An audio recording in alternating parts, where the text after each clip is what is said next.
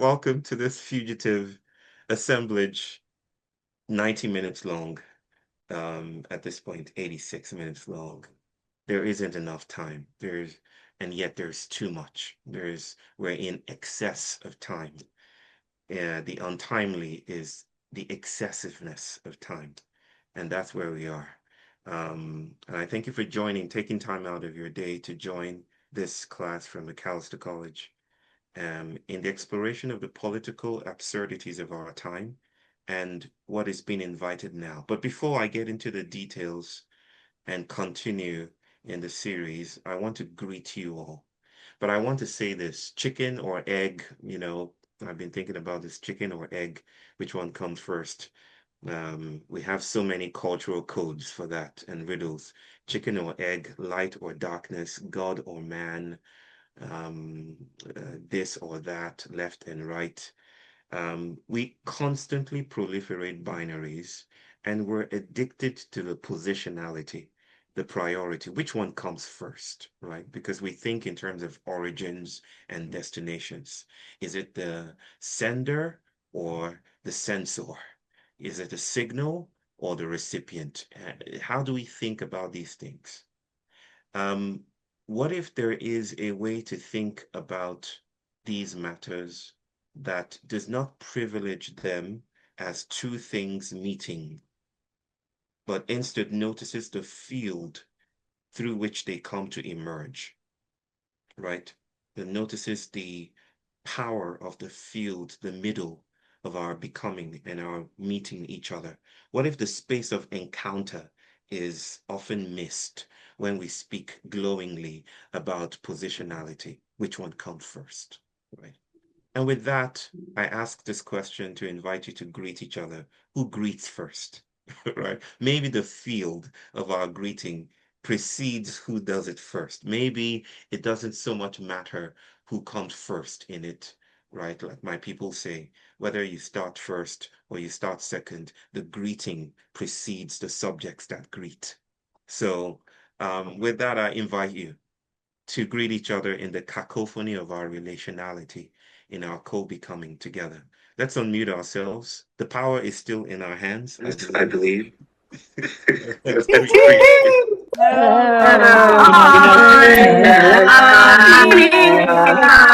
Hello. Hello, Princess. Princess. Good to see you. Hello, Hello, hello, hello, hello, hello. hello. Happy to Happy be to be together. together. Hello, Hello, hello, hello, hello. hello. Hello, what's going on? See you. Hi. I want to meet that sibling who said hello, hello, hello, hello, hello. That was very, very gentlemanly and scary at the same time. I don't know who said it, but thank you for playing. Yes. I was telling my dear sister, Professor Wade, that in our VIP section, and that today is dense. There's a lot that I would like to share and invite, and for us to do. I have no hopes that we'll get through it. I must apologize that the slides from last week didn't reach you, but I made a decision not to send it until we finish part two of the Democracy Dies series, okay? But it will get to you today. The slides are ready. There are about 1,000 slides at this moment. But they will get to you, and I hope you read together, share together, and then we can go more, we can go deeper into creating a bibliography of your own reading to share with us, okay?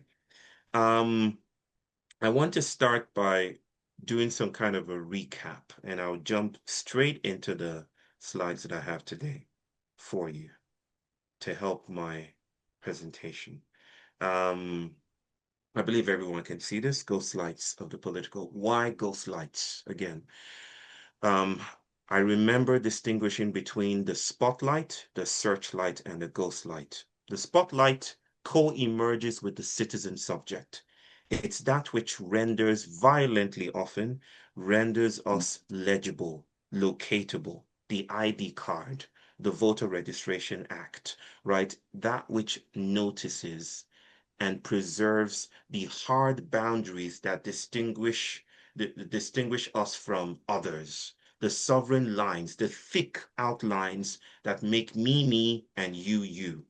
That's what the spotlight does. The searchlight seeks to rehabilitate those who are not quite locatable in the field of surveillance into the field of surveillance. It's searching, right? And this is coterminous with infrapolitics, right? It's the domain of those who are not yet seen, who need to speak truth to power, who are excluded from the political process, who want to be included. Of course, that is a beautiful thing to hope for, and yet it comes with risks, because to be included is to be potentially subjectivized and to be shackled to a notion, a theme, an architecture of power, right? Like the Chinese apocryphal curse says, the first curse is, may you live in interesting times, right? Wait, you can tell me if this is actually accurate. I don't know that there's any empirical evidence for this, but it's apocryphal. That's why it's apocryphal. The second curse is, may you be seen by the emperor, right?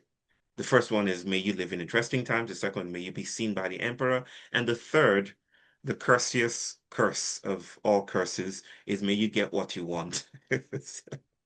So, yes, that's the searchlight. The searchlight rehabilitates, right? But the ghost light doesn't care about illumination. The ghost light isn't about illumination. The ghost light is not about an audience. The ghost light is not about bodies in their familiar trajectories. The ghost light is about the trembling choreography of a world that is radically incomplete. What it does is make space for that which isn't available. It's a sitting with the parapolitical.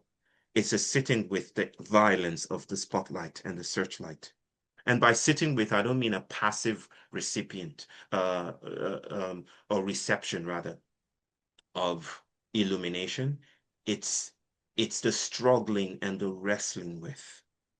It's the speculative account of a world that is never finished.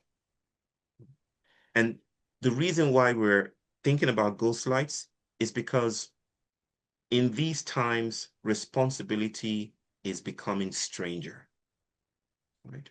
In all our vocations and vicissitudes having to do with, right, how do we respond to rising authoritarianism? How do we respond to the fact that doing good doesn't seem to be cutting it any longer, right? Like, I want to be good. I want to be a good citizen. I want to throw away my trash in the right way so that I can save the planet. I want to count my carbon miles so that I don't destroy the planet in the Anthropocene. I want to do good things. But what happens when the very edifice of goodness does not produce the objects that we hope for? So responsibility is becoming stranger.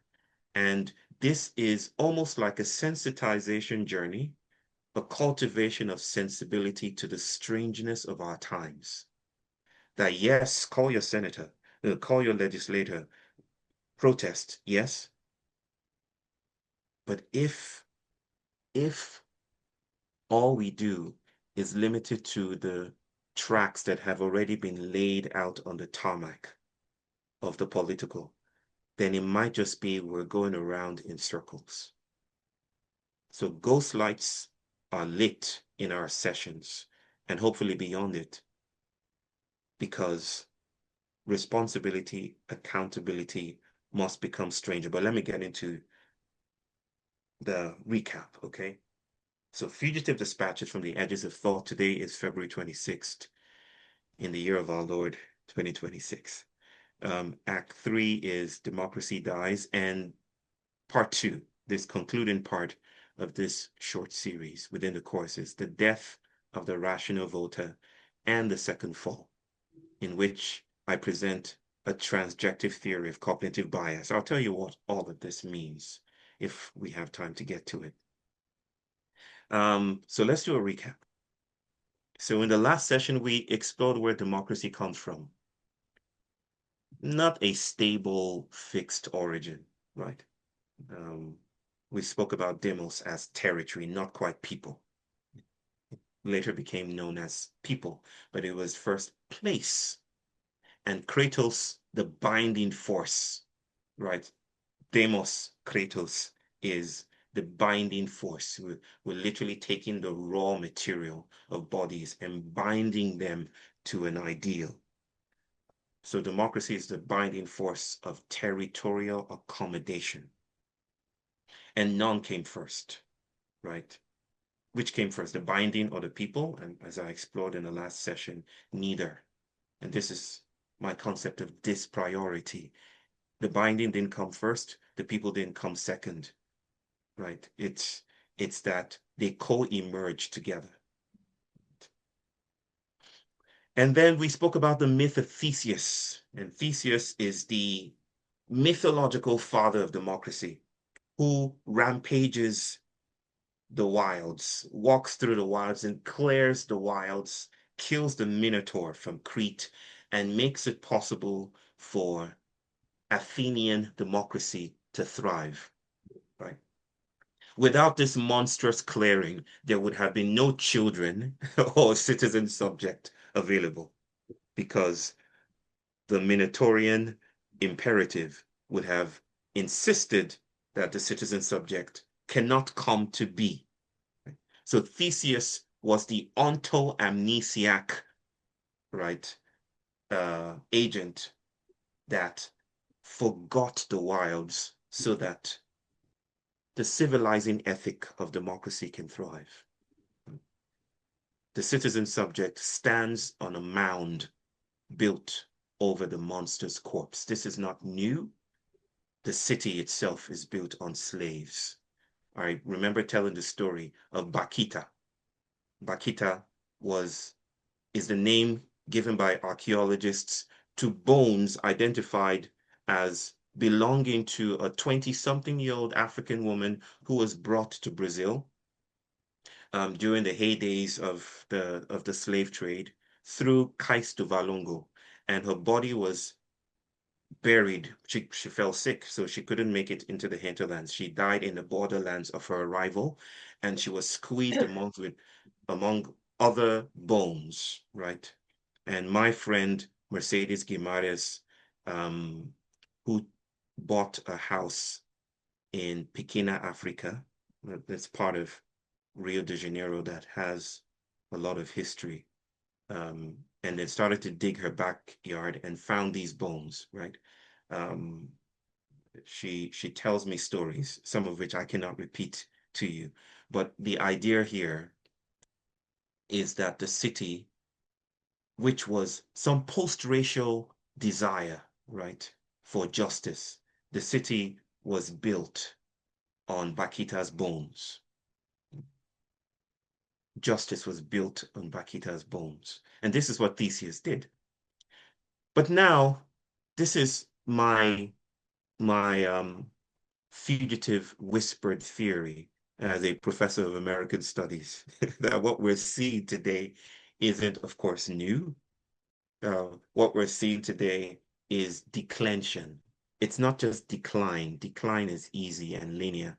Declension is when a noun or a word conjugates itself and reveals its hidden tensions.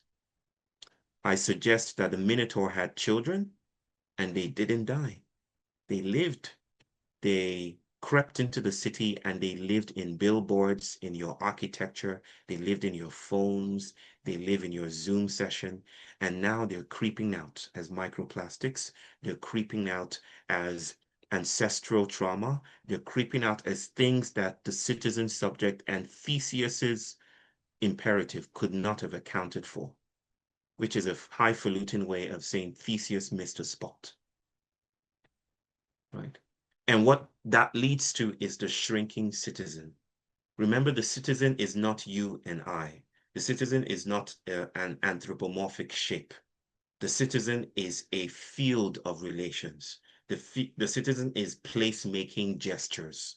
The citizen is how we're continually accommodated in our geometric lines of properness. The citizen is how Americans are incredibly polite, right?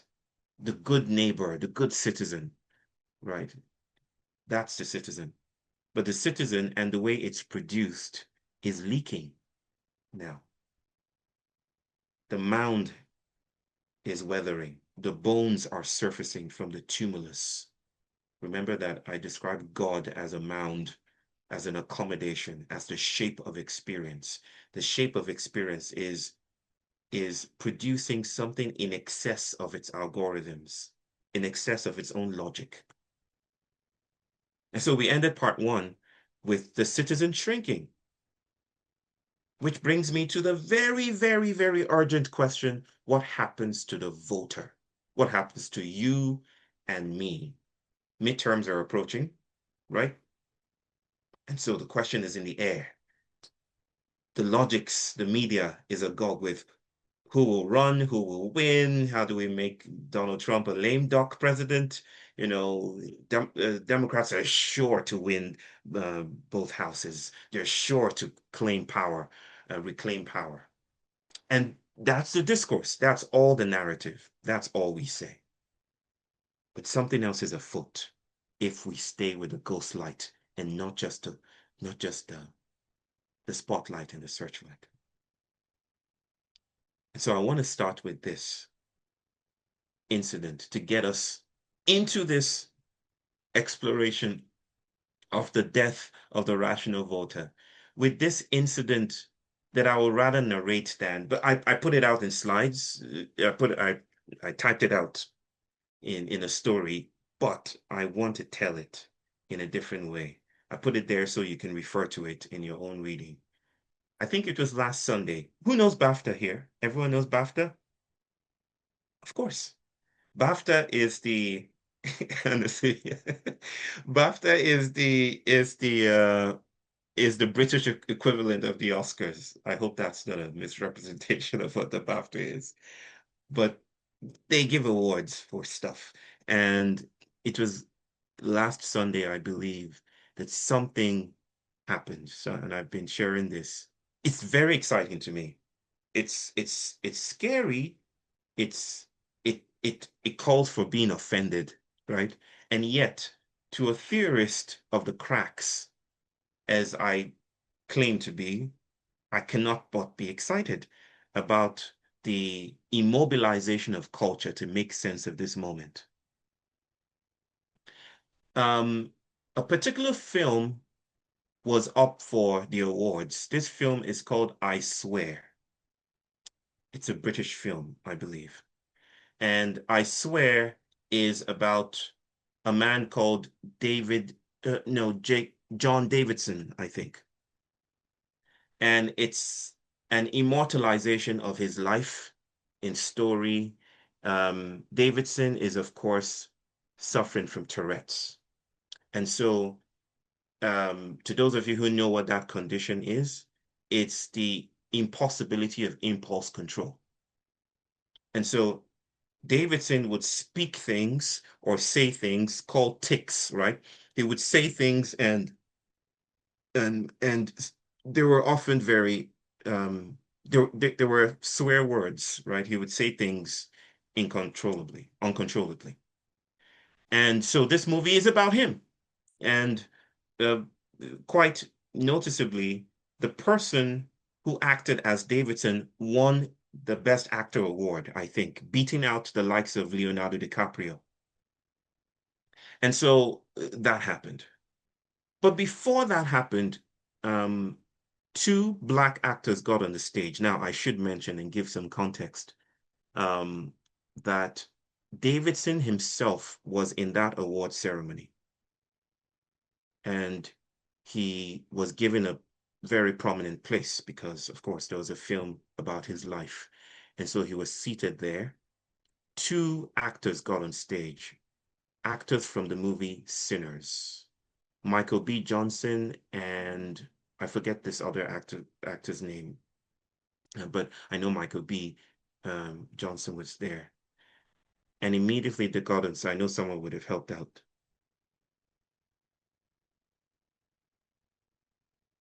Michael B. Jordan Michael B. and Jordan, thank you.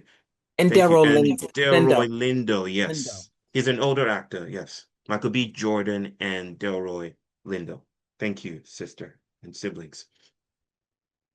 They got up on stage and Davidson said nigger. He screamed it out. And those bodies froze on stage. I wish you would watch the video. I watched it and I froze, right? The bodies froze on the stage, not knowing what to do. It was a split second, but being the professionals they were, they moved on. It reminded me of the Will Smith slap experience with Chris Rock, but this was totally different. But Davidson did not stop. He just kept on saying nigger. He just kept on saying it. And not just to those black bodies, to other people as well. And this was captured by the BBC. The BBC proceeded to put this on air, and everyone heard it. That's the story. I've written it out here, narrated it in some way. Of course, what I left out just now is that the show aired with a 2-hour delay. The BBC did not edit it out. Davidson left the auditorium early. He was aware of the distress his tics were causing. And what happened afterwards? BAFTA apologized. They took full responsibility. We're literally in the thick of it right now. There's apology letters. You know, Jamie Foxx, I put that there because I read his stuff. He said it's unacceptable. He really meant it. He is a racist. It came from inside him, so it's racist. The NAACP posted, staying calm shouldn't be a prerequisite for Black talent to exist in these spaces. Beautiful remarks. Another actor from Sinners, Hannah Beachler, I think. I'm not steel. This did not bounce off of me, but I exist above it. It cannot take away from who I am as an artist. And the Tourette's Action activists, they put out a statement too and saying, but tics, see, we understand what's happening, but tics are involuntary. They are not a reflection of a person's beliefs, intentions, or character. Disability advocates said, sufferers like me don't deserve to be told we shouldn't attend events or leave the house. So it seems, especially the political left, is at a crossroads of some kind, at least through this event, because no other political movement has held disability rights like in history. I mean, the political left champions disability rights. They want to protect people who would fall under that banner. But at the same time, there's this protection of racial integrity and Black bodies and brown bodies. But in this moment, how do we account for what's happening, what happened? It's either we accuse him or we excuse him. And that seems to be the binarized option for this cultural moment. It's either he's a racist and he meant it, or we jettison everything we know about the incredible offensiveness of that word. And then we focus on that. And it seems like an exclusive thing. So here's what I want us to do. We're going to go into a breakout for a few minutes, 10 minutes. Okay. And the question and prompt that I want us to go in with is, who swore? I swear. Who swore? I'm not asking you who is to blame. I'm asking, who is the agent of the swearing? Where does the word come from? If it's involuntary, if it doesn't reflect Davidson's beliefs, as the Tourette's Action Foundation is saying, if it carries no meaning, then whose word is it? But even more critically, who do we hold accountable? This is not a trick question. This is us sitting with a very painful cultural moment, right? It was painful to know about Davidson's condition. It was painful to know about those black bodies frozen in the headlights of the glare of millions of people being called that word that has haunted black bodies. But how do we account? Who do we hold to blame here? Maybe not blame. Maybe we should speak about accountability. How do we hold accountability without a sovereign subject behind the act? Because the standard framework gives us two options, like right here. Either he's accountable, Davidson, he said it, condemn him, or he's not accountable. It's involuntary, excuse him. Is there a third option? And if so, what would that look like? That is my invitation to you. If you will, and I think it would be advantageous for us to get into the thick of it, please let's go into breakouts, Sister Way. And is it possible we have maybe 3 in a group? Is that possible? 3. Okay. Yeah. So let me see.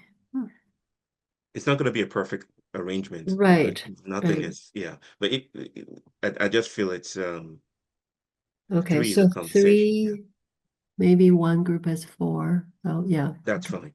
That's fine. Okay. All right. So 10 And we'll minutes. see you in 10 minutes. Yeah. Yeah. Yeah. Right. Thank you. 10 minutes.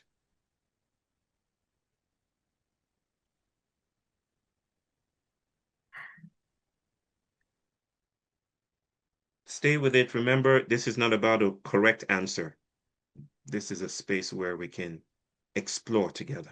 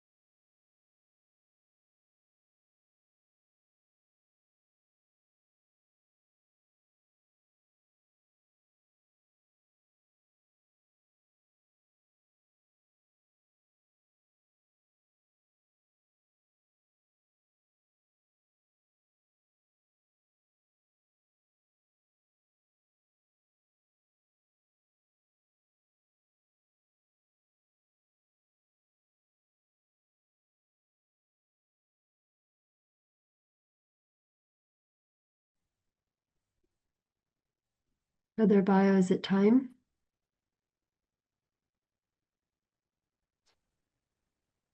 I think. Okay. Is it 10 minutes? Is it about time? I'm not sure. I thought it had an inbuilt timer.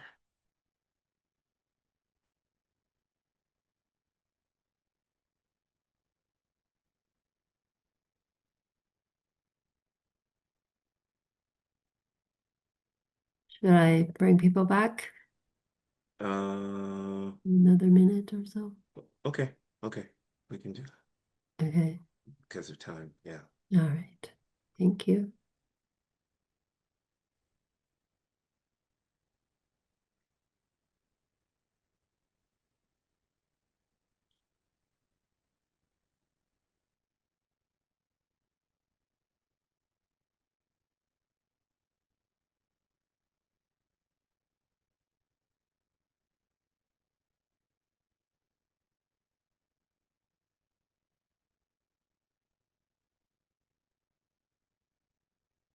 Welcome back. Okay, people are still coming in. Siblings are still coming in.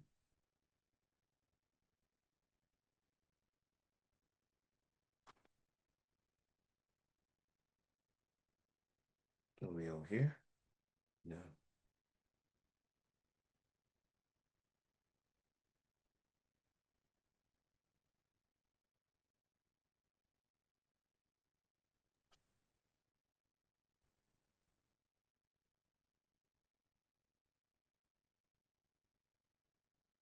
Good.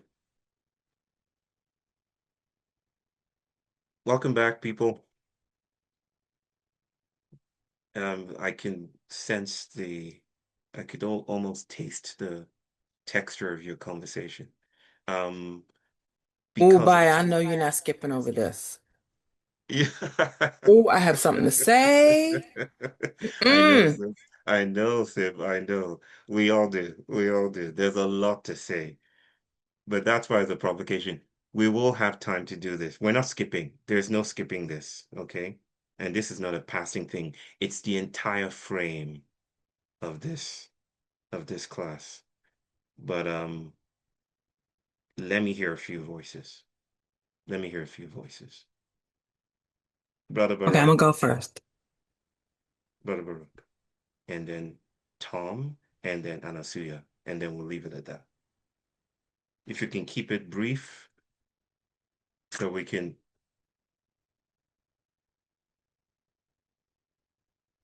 All right, greetings. Let In my me stop. positionality, I'm just gonna stop my share so we can see you properly. Okay. Yes. that's Yeah. all right. Greetings, thank you. Thank you for offering this. I do believe this is a moment to be inside the ghost light. I Mm-hmm. acknowledge I recognize myself as someone who's Black, queer, disabled, and have been inside the desire to articulate this. And I'd say if this doesn't hit that moment, it does. It recognizes the position of power and who gets be to articulate this. I guess as I said, this is a struggle for articulating. I was in my breakout, which I did not necessarily want to. I'll be honest, I didn't want to go inside the room. Right. Um, I tried to listen. I tried to be in the space of listening. Um, and I would just say this is the struggle, this is the tension. And I bring Mm-hmm. up Talila T.L. Lewis, I bring up Cyrus Marcus Ware, I bring up those who have struggled and articulate this, and I call in this ghostlight moment those who have not. Those in my room who are still struggling, I call you all in because we have carried this. We carry this complexity. We carry the desire for this expression. We carry the overlapping weight of this. I think this is a moment where I just going to allow others to decay, Mm-hmm. to be inside this decay and to Mm-hmm. struggle for it. Because in this is where then we will find our truth is actually in this moment. It Mm-hmm. is about disrupting the binary. It is about engaging in the discourse that is confusing and messy. This is the ghostlight moment. So I thank you for offering this. I am not here, and nor will I articulate myself because I do know some truth, some answers, but Yes. I'm not here to offer that. I'm here to be inside the ghost light with you all. Thank you. Thank you, my sibling. Thank you so much. Thank you. Thank you. Yes. Mm. Tom. It's actually Anne. Anne. Um, Anne. we had a wonderful discussion, and there was a sense that that the swear, in a sense, the N word is in the field, is in our field of our culture. Mm. And Mm. so whether that he was able to find that word because it's floating in the field. And then we talked about, and then I said there's also a field of disabled, and what does that mean, and who, and then we came to some sense of maybe what the third thing, or the thing, well, I don't know if this is, that the way they converge is shame. Mm. That there's a field of shame that we all live in. And whether it's, and there's a million reasons why we're all supposed to be ashamed of one thing or another. Right. And so the response might be to recognize shame, and to grieve together, and Right. work on our own stuff Right. around shame. Mm. Thank you, Tom. Anne. I keep on saying Tom right there. Yeah. Thank you, Anne. Thank you. Thank you for sharing those remarks. I appreciate them. And Asuya. Okay, the brief version. The binary being racist or victim. Mm. There's no non-racist. There's no reverse racism. There's just racism and its victim. And in this culture that is USAN, that word has been intentionally made intentionally to be an expression of evil. Mm. That's its intention, and it has never dissipated. It's not a word we used to use back in the days of 100 years ago. No, that's a living word that's always watered and fed. Right. So for me, because I get into that binary, and it's like, okay, racist or victim. Mm. But if in the place you put us, is there a third option? I had to pause because I'm like, fuck, I need a moratorium on this. Mm. And that's exactly right. The USA never had a truth and reconciliation moment for its bloodied, horrific genocidal roots. It never punished the South. It was never said that's wrong. It's just like, okay, we'll pay to rebuild you. We'll pay every slave owner, Yes. thousands of dollars for all the We'll slaves we refund set you. free. We'll, We'll yeah. refund you. So Yeah, they yeah, so yeah, that yeah. so that ability for the South to keep saying it wasn't a civil war, it was a war of northern aggression, Mm-hmm. is where we lie in this country, constantly at that crossroads of they didn't do anything wrong. They just got Right. caught and told you can't do it anymore because the North wants to make as much money as you are because they're paying people, so you got to pay people. It was not about Black people. Never. So inside of this third option, what I saw lies in the BBC's immediate response, because yes, later they cleaned it up, but they didn't. But their immediate response for, we apologize if anyone Was was offended. offended. Yes. And just that mere statement alone was was a place of infuriation, because how come no one was offended? How come everyone wasn't offended? Why did it lie on Michael and Delroy's backs to say, don't be a racist, or that's wrong, or you hurt me, or I'm out of here? Why didn't anyone in the audience say, that's wrong? Why weren't they offended?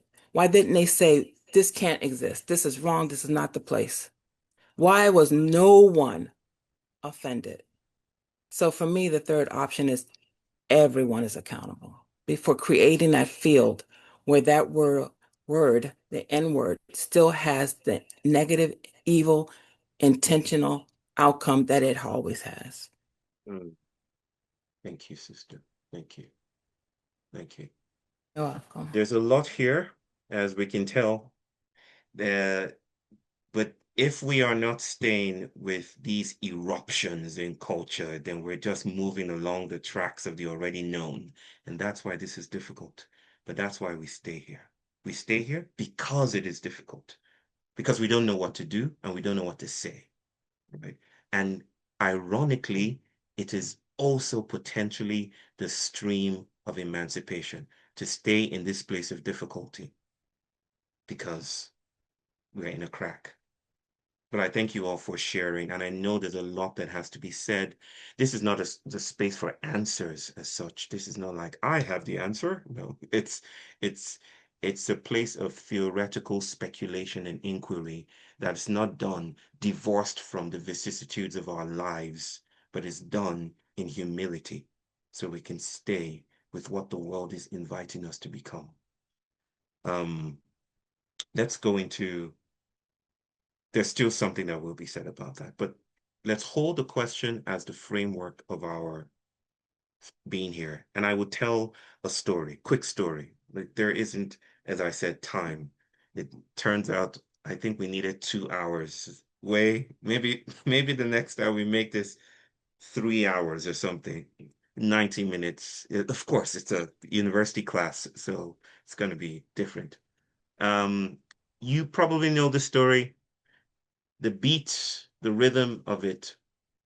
And I'm not just telling the story out of thin air. This is us going into the questions that we've just posed. This is us staying with the idea that the voter is dead. This is us staying with the idea of democracy in peril. This is us staying with the idea that responsibility has to be stranger and speech has to be stranger. This is staying with the tectonic upheavals of our time. This story comes from my youth, comes from growing up in Nigeria. It's I wouldn't say it's a Yoruba story. It seems like just an African story, but the Yoruba people hold this story dear. It's about I think it also traveled across the Atlantic and lived in the mythologies in the Americas. Ijapa is the tortoise, trickster figure in Yoruba cosmology. He challenged the gods once and said, you know what? I'm going to gather all knowledge to myself. The gods laughed at him, of course, because no one does that. You, this reptile, will claim to know everything? That's not possible. But Tertius is not the one to pose a challenge and shrink from the challenge. And so he decided that he was going to show the gods that he can know everything. What did he get himself? A Google. No, I'm just kidding. He got himself a gourd. He didn't get himself Google, but he got himself a gourd, a calabash with a thin neck. And he tied his neck around himself and went around the world gathering everything and squeezing it into this gourd. He went to the lion. How do you roar? The lion told him, gave him the gift of that knowledge. He took that knowledge. Don't ask me how. Stuffed it into the gourd and went around the world. He took details from the White House. He took details from Ted Greenbaum and Yolanda and Ease and Anasia. He went everywhere. Furniture, ancestrality, and he stuffed everything somehow into the gourd.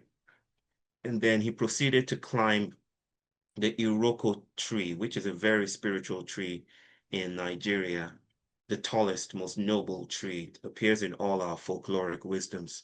He started to climb, but you see, the gourd was in front of his chest, and he couldn't quite wrap his arms, his abbreviated limbs, around the tree as a result.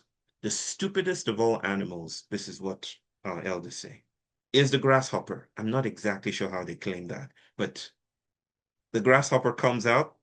It works for the story. Emerges and looks up at the tortoise struggling and says, you know what? You could just put it on your back, and then hops away. And the tortoise realizes, I am so stupid. So stupid. Like, I'm supposed to be the wisest of all creatures, and the stupidest animal told me this. And so, in his rage and in his frustration, the gourd fell back to the earth and cracked open, and everything that was wisdom escaped into the rivers, into the wilds, into the trees, back to Ease and Yolanda, back to the lips of the speakers. It went everywhere else. You see, the tortoise was trying to be the cognitive subject. The gourd, you can think about the gourd as an accommodation, an attempt to contain all knowing inside a bounded vessel tied to a single body. That's what the accommodation wants to do. That's what modern accommodation wants to do. It's to claim you are separate and separable and sovereign, as in separate from ecology, right? The tortoise is the one who gathers and climbs and stores and archives. But spilling is happening, right? And spilling is not failure, it's what accommodations do, right? I never speak about cracks as some foreign thing happening. It's what the accommodation does. It's not a failure, it's not a glitch per se. Accommodations will always metabolize or attempt to metabolize tensions within their accommodating that are in excess of their accommodating. And sometimes they will. Whiteness polices cracks, right? They will often try to flatten it, pathologize it, include it, brandish it with a name, and call it benevolence, right? But many times they don't. They fail. The cracks proliferate and spillage happens. And I think this is where the time, because spillage is happening. That event in BAFTA is an occasion of that. The gourd cracks because containment produces the conditions of its own cracking, right? We're witnessing what I call theologically the second fall, right? You could say that the first fall was the moving of Adam and Eve away from the Garden of Eden, the driving away from their heavenly, or rather idyllic, utopian conditions and accommodations. The second fall is that which has held us to the name of being resolutely human, masters of the realm, cognitive agents supreme, the ones to which the name artificial intelligence refers to. We are the natural intelligences. Those accommodations are spilling. This is the second fall, right? And this is the emergence of the Minotaur's children, right? We're speaking about the shrinking citizen, and especially the diminishment or the declension of the rational voter. Okay, that's what we're talking about. And you hear this all the time on TV. I think it's gotten really, really popular to say a president is in cognitive decline, right? There's Biden. Biden is suffering cognitive decline. Now the accusation is going the other way. Oh, it's Trump that is suffering cognitive decline. It's in the atmosphere, that phrase, cognitive decline. And I think it is doing some other kind of strange ghostlight work. It's not so much that a president is in cognitive decline, that may be true, but that's not the energy of the moment. Is that the United States is in cognitive declension, right? Because, as I said in the previous session, democracy is a cognitive governance structure. It's a containment system. It's not just government by the people, it's literally the making of people to fit within the parameters of its territory, right? So democracy is a cognitive structure, right? It's an institution. The United States is a cognitive institution. You may think, oh, but I feel free, but well, that feeling of freedom is also part of the regime, right? It's almost like the choice, the also burdensome choice between Pepsi and Coca-Cola. Which do I choose when I'm standing at the grocery store? What do I go for? The myth of choice that, oh, all I need to do is choose. I'm free because I can choose, but the choice is between Pepsi and Coca-Cola. It's not cognitive decline. That's an infantilization of the dramatic and probably less than dramatic invisibilized tensions streaming through the land of freedom. The accommodation is leaking. And so the mound is eroding. I'm just moving with some pacing here because of time. The accommodations that reified, that made real the citizen subject, they're leaking.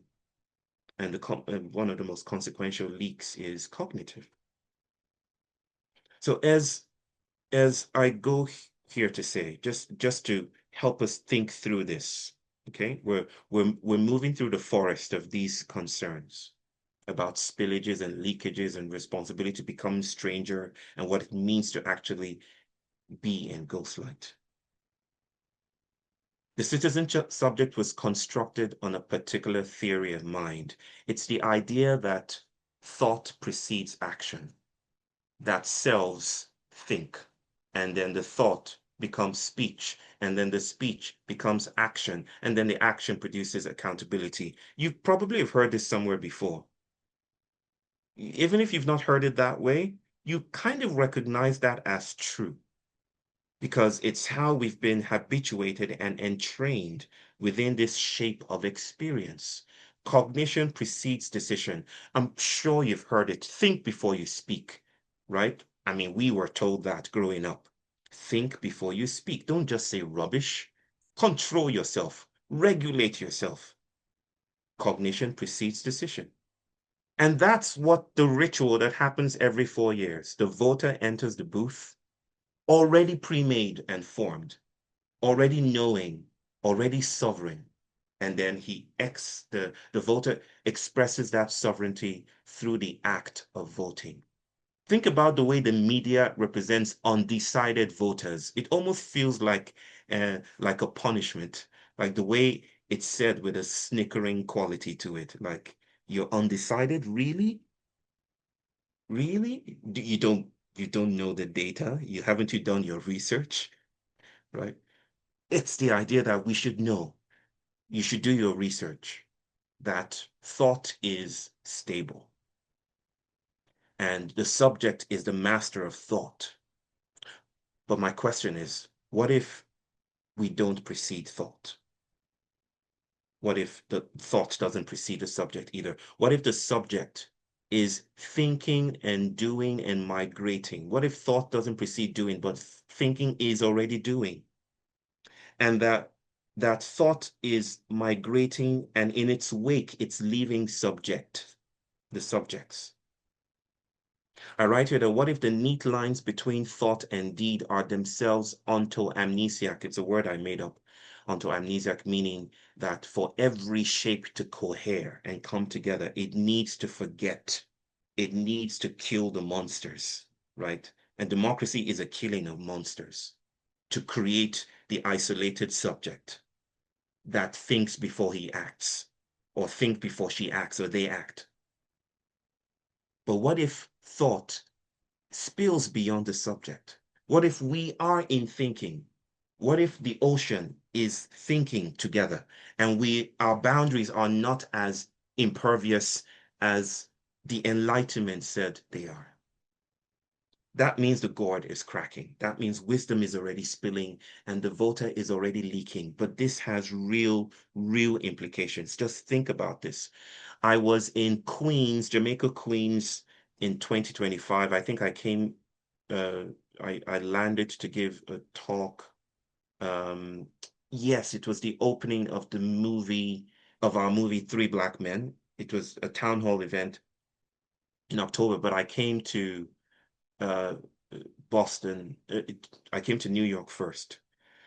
And immediately I landed, I was just hungry for Nigerian food, and I knew where to get my Nigerian food. I went to Jamaica, Queens to get my Nigerian food. I went to get jollof rice. And I say, you know that place, right? I'm not sure you know the place, but it's the awesome jollof rice. From the airport, I went straight to there. right? And the chef was just speaking with me and we're just vibing and stuff, like, I don't know, trying to argue which West African country has the best jollof rice. I think something like that. Perennial war. It's our own burden, right? But then we got talking about Trump. And he asked a question. He said, why would people, I'm not going to give you the name of this place because any, I don't want this brother to be picked up or something. Why would, why would, why would anyone vote for Trump twice? He said. Why wouldn't you know? And then he said something like, they don't know. They don't know. And I remember driving away from there and thinking to myself, how that was theoretically significant, more significant than he may have understood. The question is, how do we come to know? How do we come to know the things we claim to know, right? Because if we accept the popular theory of mind that we are habituated in, we know in a way that's sovereign, right? We are rational knowers, right? We know and it comes to us, and then we parse between the fog of bias and the brilliant illumination and truth of rationality. We know in this very, very binarized way, right? We make a decision. We look at the facts. Trump is this. Harris is this. Okay, I choose this, right? So on TikTok and social media, there's FAFO, F around and find out. And liberals and people on the left are basically saying, well, we told you this, you should have known, right? You didn't do your research well, because it depends on the same theory of mind that there was a moment where a subject considered the facts and looked at one end and looked at the other and then made a decision. This is the idea of democracy, that we actually make decisions in that way, that we consider it painstakingly and we do our research and then we step into the voter's booth and we exercise our divine right to choose with the mark of the vote, right? The assassination attempt was one event that made me crystallize what I'm now calling my eco-cognitive assemblage theory of knowing, right? It was, immediately that attempt was, it was on Trump's life. And not too long after that, a few hours later, the world, it seemed, especially in the United States, had already crystallized into two resolute camps of what happened. The left obviously said this is a conspiracy. The person who tried was hired. This is all horrible crap. It wasn't a real attempt of his life. The right was crystallized as well. They said this is obviously the hand of God, right? This is the world convinced and knowing that Trump is the next president. Of course, he became president again. But the question stayed with me. How did it become so quickly known, the facts of this matter, before any investigation had crystallized, before anything had been published? The standard account then, folks, about the voter is that, and I've said it here again, democracy is at core a cognitive system. It's a theory of mind. It assumes the voter knows or can come to know their interests. And then the voter deliberates, weighing options, considering evidence, reasoning through consequences. Maybe if I do this, this will happen to my farm, right? Maybe if I vote for the guy who says he's going to get rid of all immigrants, then I can maintain the immigrants that are working with me. The voter decides, exercising sovereign choice at the ballot box. And then the vote expresses interior conviction, formed through rational deliberation. And this is how we understand accountability. This is how we are trained to think of accountability. Because you chose, you are responsible for your choice. And this is the liberal democratic subject at the polling booth. The entire apparatus is energized and electrified around this cognitive theory. They assume that the rational voter is there, in there, can be informed, persuaded, mobilized, and held accountable for the mark they make on the ballot. It's this ritual, right? But then the claim that I make is that the gourd is cracking, because this is not how we think, and this is not how we know. Knowing is much more erotic, much more distributed, much more differentiated and diffracted and ecological and partial than we make it to be, right? Because the voter doesn't enter the booth sovereign. The voter enters the booth already shaped by architecture, by weather, by the temperature of the room, by the length of the queue, by what they ate for breakfast, by whether the sun is shining, I'm not kidding, by the last face they saw on the screen, by generational trauma carried in the body, by the neighborhood they drove through, by the font on the ballot, right? And this is not just me making words up. I tend to be poetically, I've been accused of being a purple prose writer, but I'm not being purpley here, okay? The deliberation isn't a clean cognitive process that happens inside the voter, right? It's that we are in gravitational fields, and what we call attention is not something we do. It's that bodies are bent in the gravitational field of attention. We are distributed. We're weirder than we think. The voter has never actually been put together. It's just the accommodation that made us say so is now trembling and stuttering, right? So the voter doesn't express interior conviction. You should watch some YouTube channels where some, I don't know, this is mostly someone on the left basically asks, welcomes someone on the phone and says, "So who did you vote for?" "Oh, I voted for Trump." "Why?" "Yeah, because yeah, he says what he means and he means what he says." They don't know. We're making it up as we go. It's not, there was nothing that preceded that moment, and it goes for the left as well, right?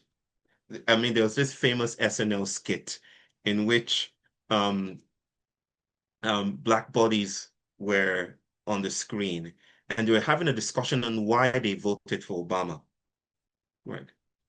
And at first, they started out with serious considerations, and they looked at themselves and they just laughed because they knew, and they betrayed it. They said, "We voted for him because he's black." He's black, right? Maybe that's a honest moment where we notice that the rational voter is not as coherent as we think. And the self is actually not subject or object, but transjective. I'm looking at the time, folks. But I'll press ahead as much as I can. And if we cannot finish, we'll continue in the next class. Then it'll be a part 3. Wait, let's just take notes for the next time. We should make the class bigger. Yes, sure. Yeah. So this brings us to the notion of bias, right? We're speaking about bias. If you're still with me as we go down this, I don't want to use rabbit hole or something, this old and tired, exhausted phrases, then we're starting out with the shrinking citizen and the Ghostlights that reveals that we're speaking about the death of the rational voter. We have traversed the very difficult terrain of considering the BAFTA incident, but we're still in the same field, okay? Now, bias is understood as the thing that gets in the way. This is how psychologists understand the things that get in the way of a good decision, right? Oh, you didn't vote for Kamala Harris because you were biased. Oh, you didn't vote for Trump because you were biased. I want to speak about the transjective theory of cognitive bias. To do so is to sensitize us to the field of our collective undoing. This is not my undoing or your undoing, it's the undoing of the field that makes that phrase even possible. You are going through it right now, or rather, you are the crisis meeting itself. Your body, the psychism of this moment, the emotionality of this moment, the confusion, the uncertainty of this moment. This is our undoing, okay? So this theory, as I say, is a tectonic response to the poetics of civilizational demise. Cognitive bias has been spoken about in many ways. It's and written about. So I just recall some of the ways that I taught this in class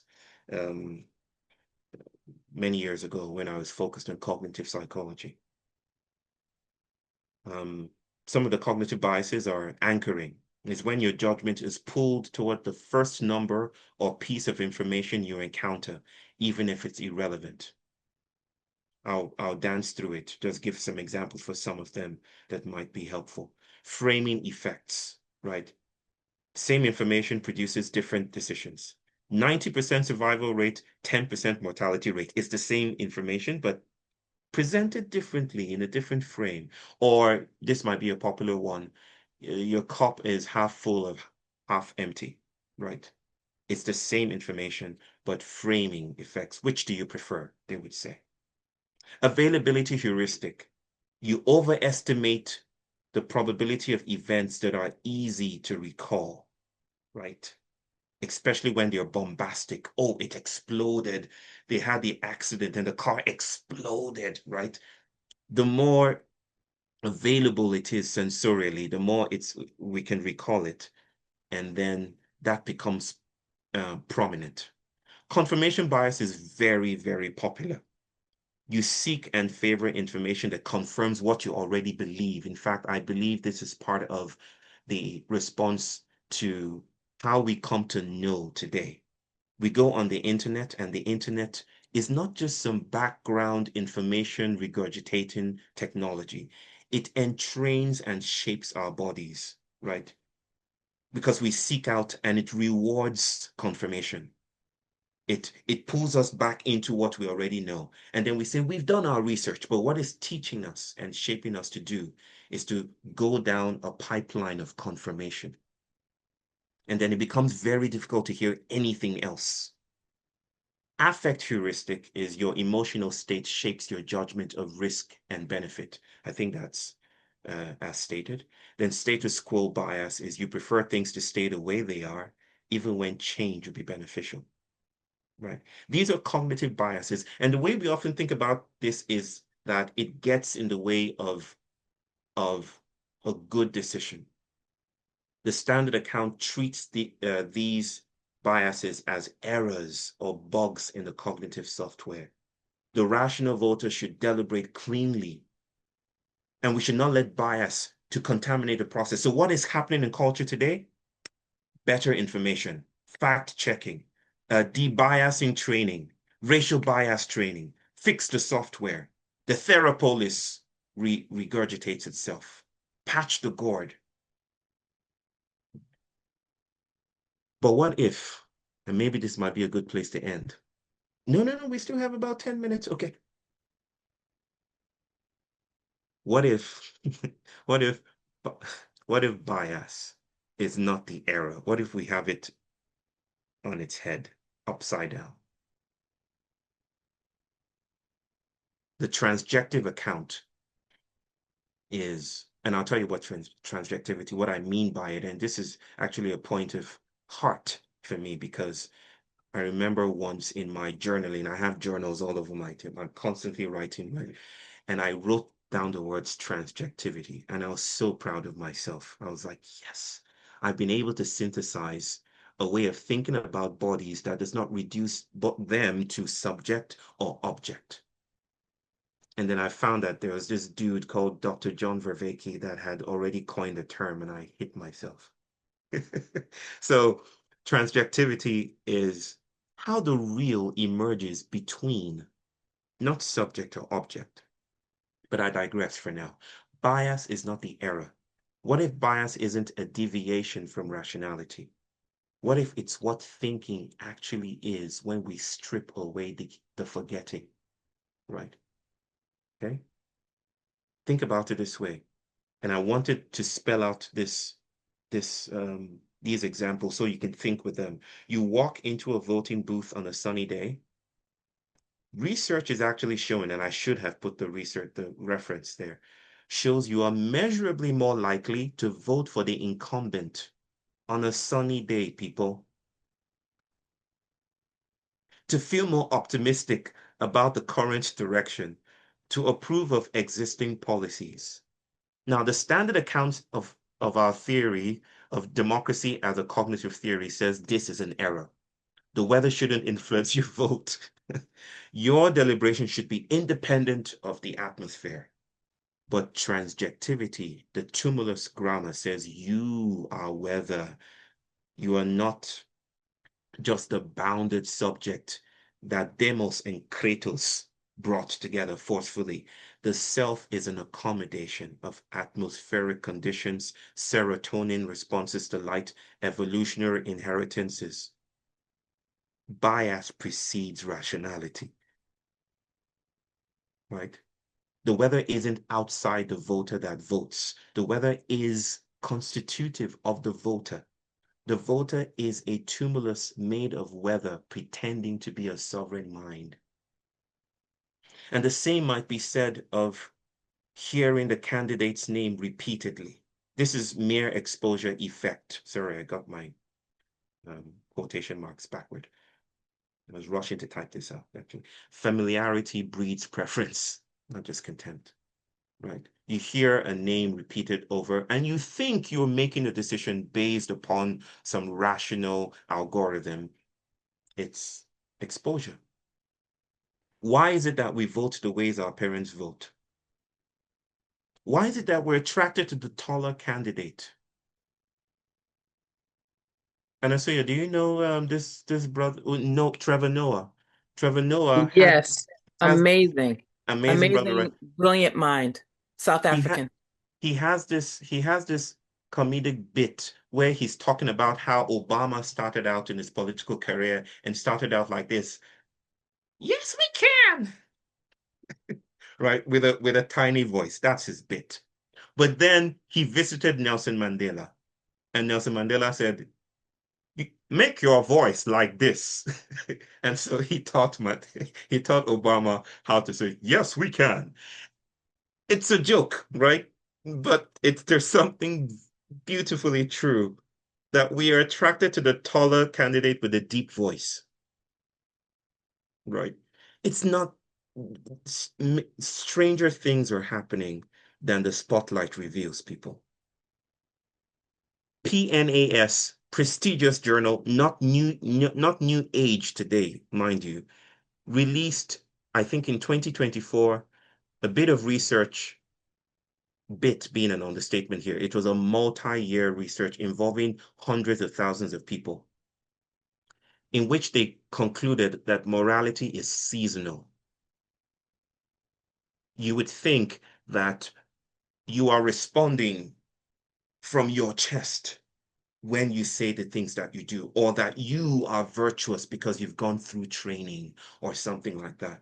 Turns out people are more loyal and prefer purity in spring and autumn as opposed to summer and winter.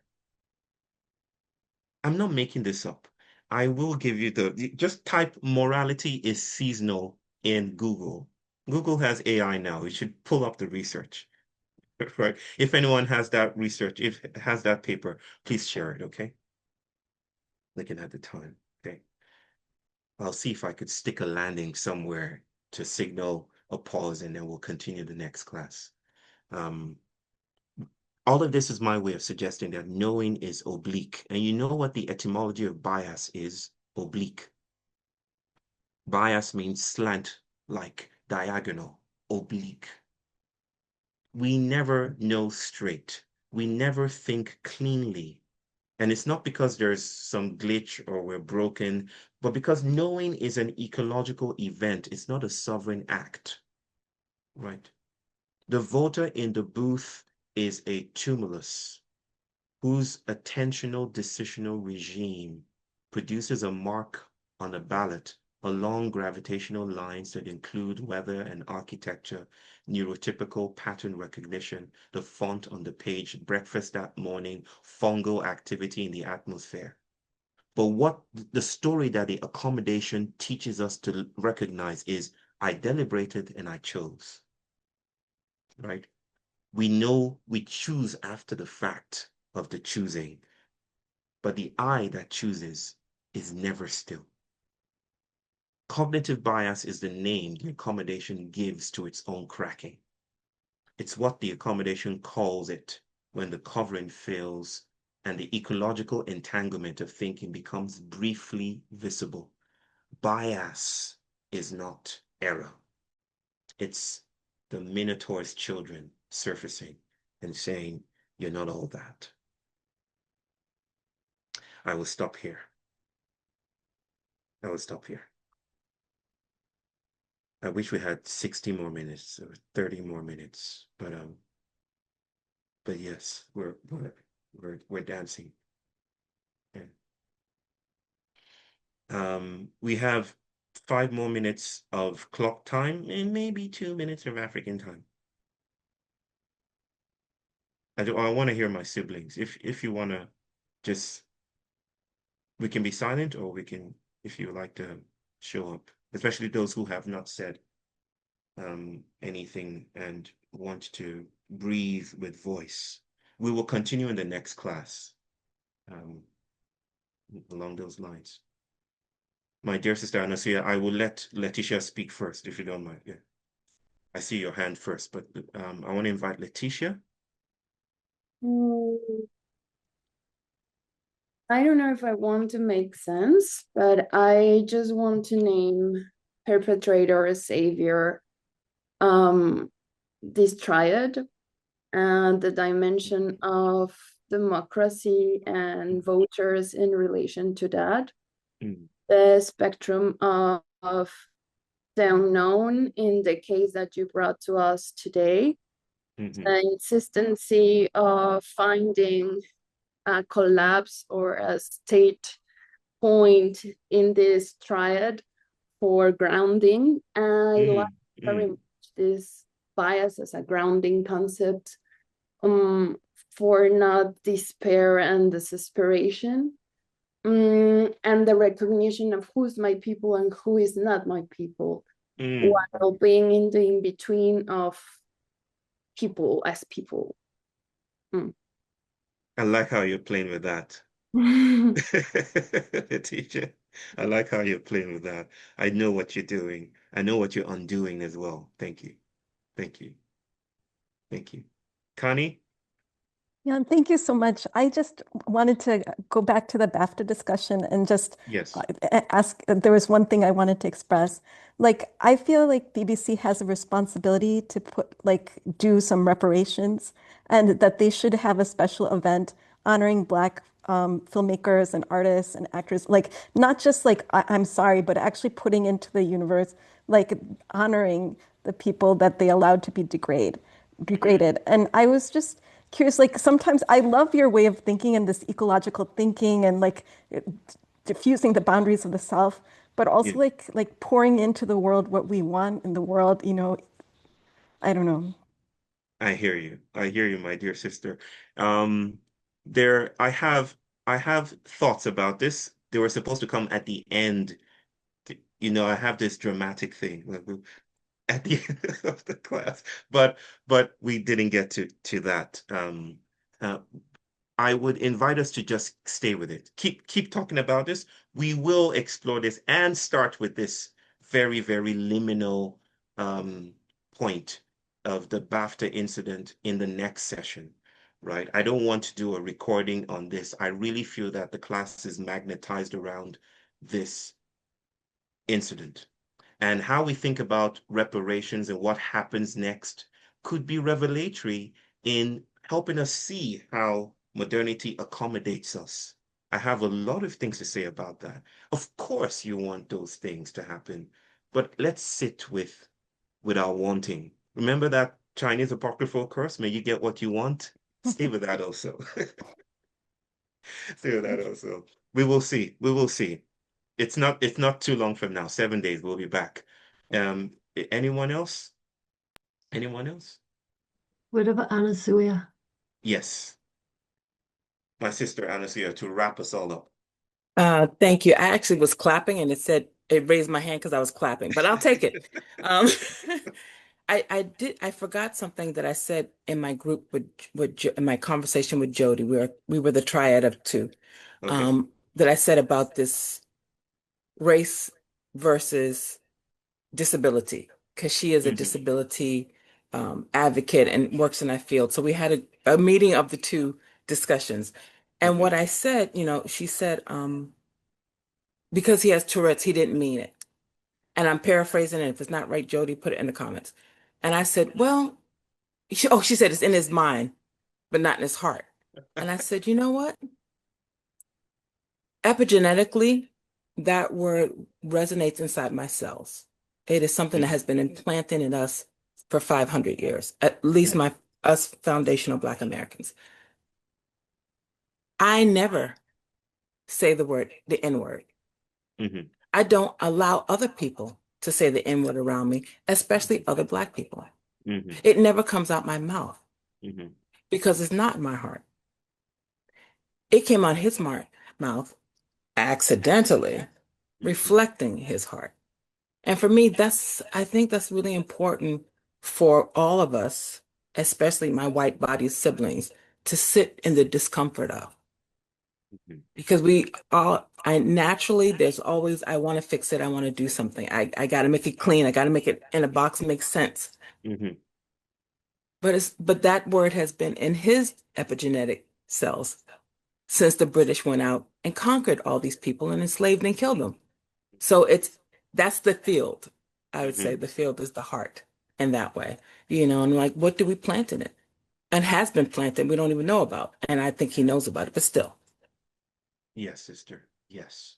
Yes, I feel the power of what you're saying. And I'm grateful that we're kind of building a bed of purslane, and we will plant a few things in there, and we will listen to each other, and we will host even difficult conversations, because that's how we stay here together. I want to end on this. Maybe the invitation, I'll make an invitation to you all. There's one more hand, just so you know. What do you say, Anastasia? Bernard has his hand up. Oh, We haven't Bernard. heard from a white man. Oh. Okay, brother. Yes. Yes, if I may. Yes. Cognitive decline, this kind of moves me very much, actually. And while you were talking, I opened on my second screen a Rilke poem. Oh, Rilke. Yes, Rainer Okay. Maria Rilke. Yes, of course, Rainer. And I actually would love you all to understand German, because it's so wonderful as he put these words together. I'm just reading the first four lines in German. Wunderliches Wort, die Zeit vertreiben, sie zu halten wäre das Problem. Denn wen ängstigt's nicht, wo ist ein Bleiben, wo ein Endlichsein in alledem. The only thing I want to say is, my feeling is somehow, whenever I listen to you, that poems of Rilke and other poets may give some answer to this questions of this stage and this stage, hopping on this left or this right stage, hopping on this being right or being wrong stage. There is no way to escape these stages rather than going to art and poems and pictures and songs, I guess. Thank you, brother. Yes. Thank you. Thank you. Thank you. Thank you. Thank you. I'll make my invitation after telling you this, and then we end. A few weeks ago, my son we were celebrating the birthday of a dear friend, and we congregated in a space not too far away from our home here. And we were there, and a couple of families came around, and my son met another family, specifically the mother to several children, I think 3 or 4 children. And somehow the conversation went along the lines of noticing that one of them was adopted, right? Now, my son is an 8-year-old autistic boy. His name is Kea. And he started a conversation with this dear sister, and he asked about the condition of the spread of her family. And she said, oh, one of my kids is adopted or something like that. I wasn't there for the conversation itself. EJ, my wife, told me about this, and she was present. And Kea said, oh, okay, so these are your real children and that's your fake child. My wife said she wanted to enter into the earth and bury herself. And I had that feeling when she told me, like, I wanted to just bury myself in the earth. She said her issue was, she said, I debated in my mind whether I should tell her, like, I'm so sorry that he didn't mean that, he's autistic. But then she said, maybe if I do that, I would wind the cords of neurotypical politeness too tightly and miss out what wants to happen here. I'm not going to draw lines between these two events. I'm just going to invite you to keep reading about that BAFTA incident, keep discussing it in the space that can accommodate the complexity of it. When we return next week, we'll go even deeper. Until then, this is good night and good luck from Ghostlights, and thank you for tuning in. Thank you so much. See you soon, siblings. Thank you so much. Bye. Yeah, Take care. adios. Thank you so Thank you, much. everyone. Thank you. Thank you. Thank you. Thank you. Bye, people. Thank you. Thank you. Fantastic. Thank you. Excellent.